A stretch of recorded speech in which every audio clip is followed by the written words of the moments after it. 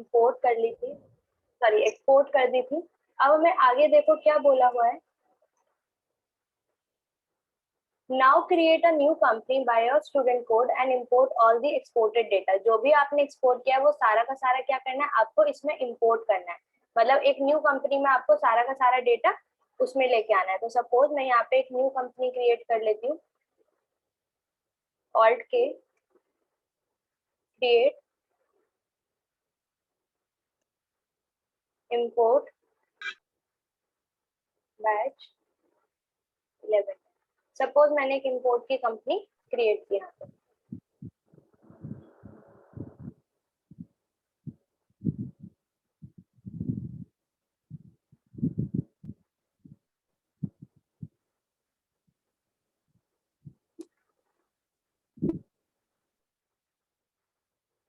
जब कल मैंने ट्रांजैक्शंस इंपोर्ट किया था तो एक बार इसमें मैं इसको डिलीट करके दोबारा से ट्रांजैक्शंस इंपोर्ट कर रही हूँ, क्यों वो भी दिखा देती हूँ। अभी मैं चैप्टर 8 ओपन कर लेते हैं।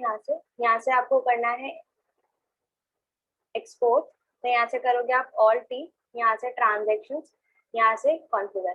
तो यहाँ पे हम लोगों ने इस चीज पे ध्यान नहीं दिया था, यहाँ पे जो पीरियड है, क्योंकि हमारी ट्रांजैक्शंस कितने पीरियड की, मतलब कौन से पीरियड की हम लोग एक्सपोर्ट कर रहे हैं वो इम्पोर्टेंट है।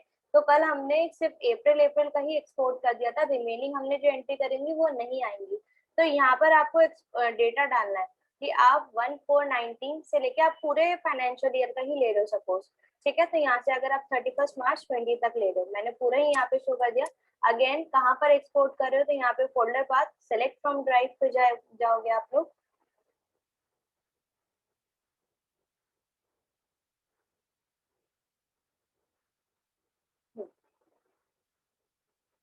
यहाँ से जाओगे डेस्कटॉप, देन यहाँ से एक्सपोर्ट का फोल्डर लोगे और बस इसको ही सिलेक्ट कर दोगे, ठीक है। कंट्रोल ए से सेव कर दोगे, यहाँ से करोगे सेंड, ठीक है। अब मैंने वहां पे ट्रांजेक्शन का यहाँ पर एक्सपोर्ट कर दिया। अब हम ये डेटा इंपोर्ट कर लेते हैं। तो यहाँ से मैंने इंपोर्ट की कंपनी, यहाँ पे इंपोर्ट देखो, यहाँ पे नो वाउचर्स आ रहे हैं कि इसमें मैंने कोई भी ट्रांजेक्शन कुछ भी नहीं किया हुआ। अगर यहाँ से आप ऑल्टर पे जाके देखोगे लेजर्स, तो सिर्फ वही प्री डिफाइंड लेजर्स है जो कि आपके कंपनी क्रिएशन पे आते हैं। तो आप लोगों को कैसे इंपोर्ट करना है, यहाँ से करोगे आप ऑल्ट ओ। ऑल्ट ओ करने के बाद यहाँ पे आएगा मास्टर्स। तो मास्टर्स पहले लेजर्स इंपोर्ट कर लेते हैं, तो यहाँ से मास्टर्स पे क्लिक करोगे, ठीक है। देन आपको यहाँ पे लोकेशन देनी है, तो यहाँ से बैक स्पेस पे जाओगे, यहाँ से select from drive. Select from drive पे जाने के बाद यहाँ से आप लोगे डेस्कटॉप, यहाँ से आप लोगे एक्सपोर्ट, और यहाँ से आपकी पर्टिकुलर फाइल। तो हमने पहले वो क्या कहते हैं, मास्टर्स को इंपोर्ट कर रहे हैं, तो यहाँ से मास्टर्स एक्सएमएल लोगे, ठीक है।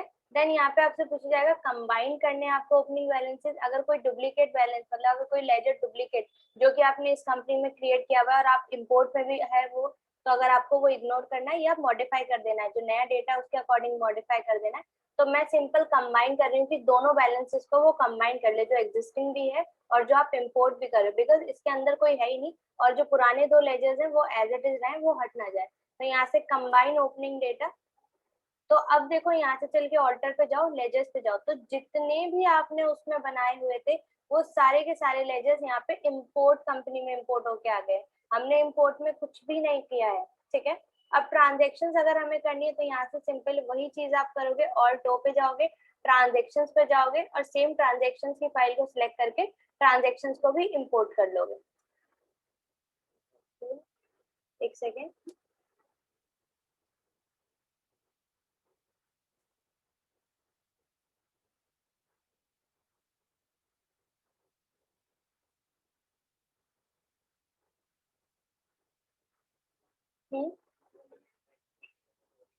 ज्वाइन नहीं हो रही, नहीं आ जाओ,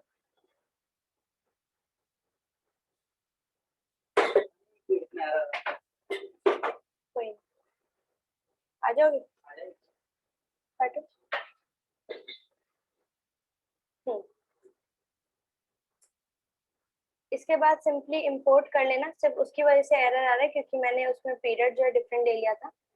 देन नेक्स्ट है आपका इसमें export the balance sheet, profit and loss and trial balance. तो अभी जब हम एक्सपोर्ट कर रहे हैं तो वहां पर हमारे पास ट्रांजेक्शन्स और मास्टर्स के लिए ऑप्शन आता है, लेकिन हमारे पास किसी भी रिपोर्ट के लिए ऑप्शन नहीं आता है। इंपोर्ट में भी यही चीज है, और एक्सपोर्ट में भी यही चीज है, सिर्फ मास्टर्स और ट्रांजेक्शन आती है। अगर हमें कोई रिपोर्ट एक्सपोर्ट करनी है तो वो हम कैसे करेंगे, तो आपको क्या करना है, पर्टिकुलर रिपोर्ट पे जाओगे। सपोज मुझे बैलेंस शीट को एक्सपोर्ट करना है, तो यहाँ से ये वाली कंपनी ओपन करो जिसमें बैलेंस शीट बनी हुई है चैप्टर 8 में। यहाँ से बैलेंस शीट पर जाओगे, ये बैलेंस शीट दिख रही है। देन यहाँ से आप पर्टिकुलर अपना पीरियड ले लो कि कौन से पीरियड का लेना चाहते हो। तो 1 से 31 मार्च मैंने यहाँ पे ले लिया। फॉर्मेट आप चेंज कर लो, F12 से कॉन्फ़िगर पे जाओगे, यहाँ से आपको नीचे आएगा कंडेंस्ड, तो यहाँ से आप डिटेल्ड फॉर्मेट पे जाके कंट्रोल ए से सेव कर दोगे। इस पर्टिकुलर को मुझे क्या करना है, एक्सपोर्ट करना है। तो एक्सपोर्ट करने के लिए अगेन आप प्रेस ऑल्ट ई ही करोगे, लेकिन जब आप किसी पर्टिकुलर रिपोर्ट पे होते हो तो आपकी करंट वाली जो पर्टिकुलर फीचर है वो आपका हाईलाइट हो जाता है कि आप जिस चीज पे अगर आपको वो एक्सपोर्ट करना है तो करंट पे जाओगे। जब भी आप किसी रिपोर्ट पे होगे तो करंट वाला फीचर आपका हाईलाइट हो जाएगा, अदरवाइज हाईलाइट नहीं होगा।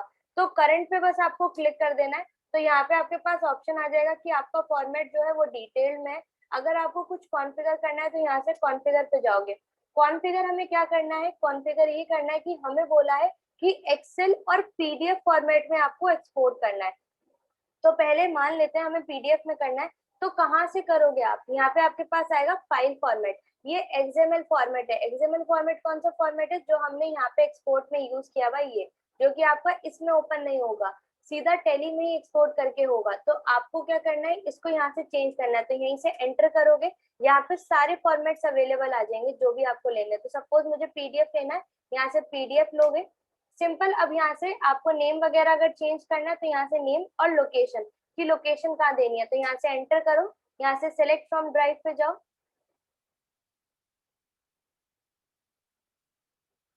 यहाँ से आप क्या करोगे, डेस्कटॉप पर जाओगे। डेस्कटॉप पे जाने के बाद एक्सपोर्ट फोल्डर में ही मैं सपोज इसको भी एक्सपोर्ट कर रही हूँ, यहाँ से इसको सेलेक्ट कर लो।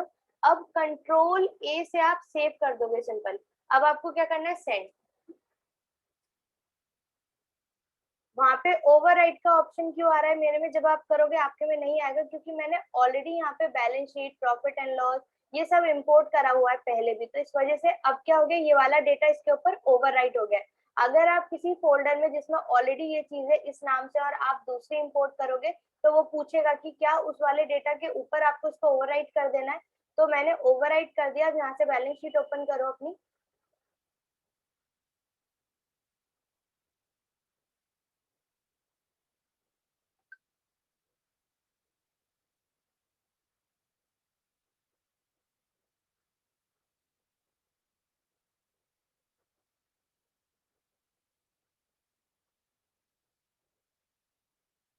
तो इस तरीके से आपकी बैलेंस शीट एक्सपोर्ट होके आ जाएगी। जो आपका फाइल मतलब आपकी जो कंपनी का नेम है वो यहाँ आएगा, उसका पर्टिकुलर एड्रेस मेंशन होगा।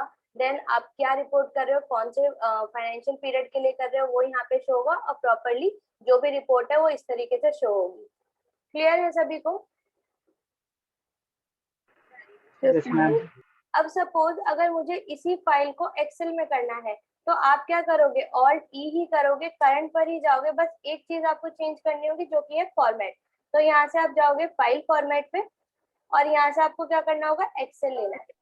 ठीक है, यहाँ से इसका लोकेशन भी चेंज कर देते हैं क्योंकि बाय डिफॉल्ट एक ही लोकेशन सेट है तो वही आ जाती है। एक्सपोर्ट ले लिया मैंने, यहाँ से कंट्रोल ए से सेव कर लो और सिंपली क्या कर दोगे, सेंड।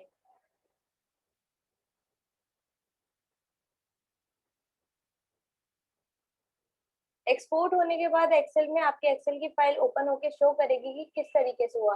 तो इस तरीके से आपका बैलेंस शीट का फॉर्मेट एक्सेल में आने लगेगा। ठीक है, सेम ही चीज आपको उसके संग भी करनी होगी। अगर आपको प्रॉफिट एंड लॉस करना है, ट्रायल बैलेंस करना है, तो सेम ही कॉन्सेप्ट है। आपको उस पर्टिकुलर रिपोर्ट पे जाना है। सपोज मुझे प्रॉफिट एंड लॉस करना है, पहले मुझे इसका फॉर्मेट चेंज कर लेना है। तो यहाँ से कॉन्फ़िगर पे आप क्या कर लो, इसको डिटेल में कर लो, कंट्रोल ए से सेव कर लोगे कि ये मेरा पर्टिकुलर प्रॉफिट एंड लॉस है। अब आपको क्या करना है, ऑल्ट ई। ऑल्ट ई करने के बाद सिंपली करंट पर जाओगे और आपको क्या करना है, कॉन्फ़िगर, वही सारी चीजें। तो सिंपल एक्सेल में ही मैं इसको कर रही हूँ कि एक्सेल में ही देख लेते हैं कैसा होगा। लोकेशन यहाँ से बस चेंज कर लो, यहाँ से सेलेक्ट फ्रॉम टाइप पे जाओ, यहाँ से डेस्कटॉप, एक्सपोर्ट, लोकेशन, कंट्रोल ए से सेव, सेंड करोगे। अगेन उसमें भी है तो ये वाली ओपन होके आ जाएगी आपके पास एक्सेल में। इस तरीके से आपका प्रॉफिट एंड लॉस क्रिएट होके आ जाएगा। सेम ही पीडीएफ का कॉन्सेप्ट भी है, जैसे पीडीएफ करनी होती है वैसे ही आपको पीडीएफ भी करनी है। क्लियर है सभी को? Yes ma'am. हेलो हाँ हर्ष बोलिए। मैम, ये एक्सपोर्ट करने के बाद एक्सेल की फाइल अपने आप खुलेगी? हाँ, जो आप एक्सेल में एक्सपोर्ट करोगे तो वो एक्सेल की फाइल आपको ओपन करके भी शो करेगी। जब आप पीडीएफ भी करोगे तो पीडीएफ भी ओपन होके शो होगी।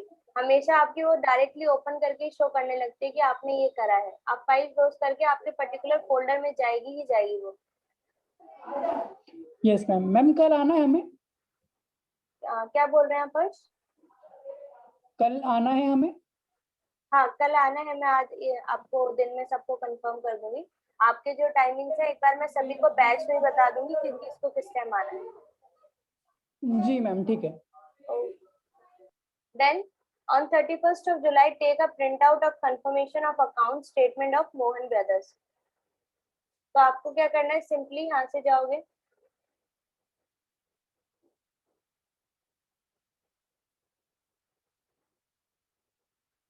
यहाँ से डिस्प्ले अकाउंट्स बुक लेजर, यहाँ से मोहन ब्रदर्स का लेजर लोगे आप।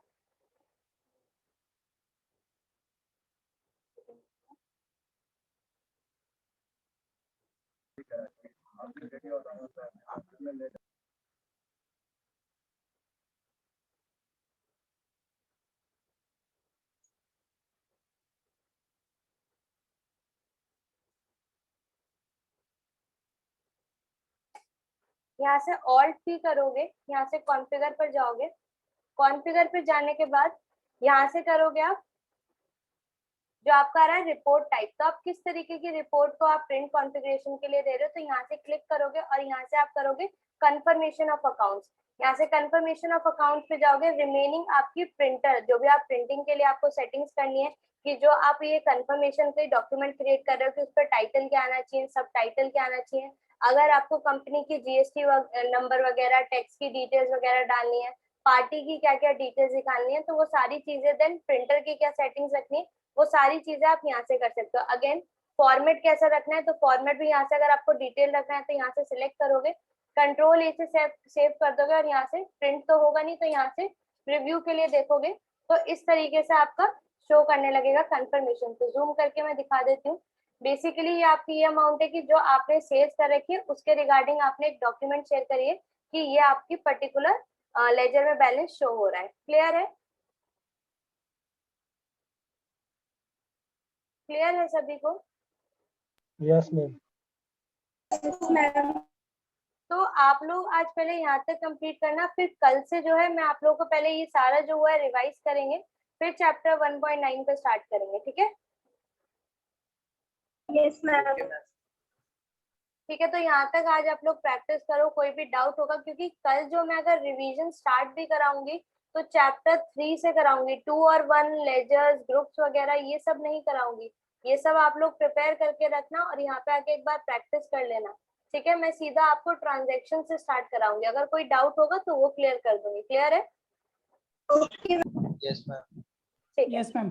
ठीक है, फिर कल मैम टाइम आप कब बताओगे? मैंने सबको बोल दिया। आपने जो टाइम मुझे दिया हुआ है ग्रुप में, वो मैं आज एक बार सबको टाइम सेट करके ग्रुप में ही, जैसे मैंने आपको प्रैक्टिस के स्लॉट भेजे थे, आपको आपके बैच के स्लॉट्स भी मैं शेयर कर दूंगी। ठीक है? Okay ma'am. तो मैम पर मॉर्निंग में मत करना मेरा प्लीज। हाँ, आपने जो टाइम दिया, मैंने 2 बैचेस के टाइम दिए ही हैं, तो आपने 4 to 5 बोला है तो वही मैं करूंगी। ओके मैम 4 to 5 ही देना क्योंकि मैम उसमें उसी में मैं कंफर्टेबल हूँ। ठीक है, श्योर। ठीक है, फिर मैं एंड करती हूँ। हम लोग फिर कल मिलते हैं। ठीक है?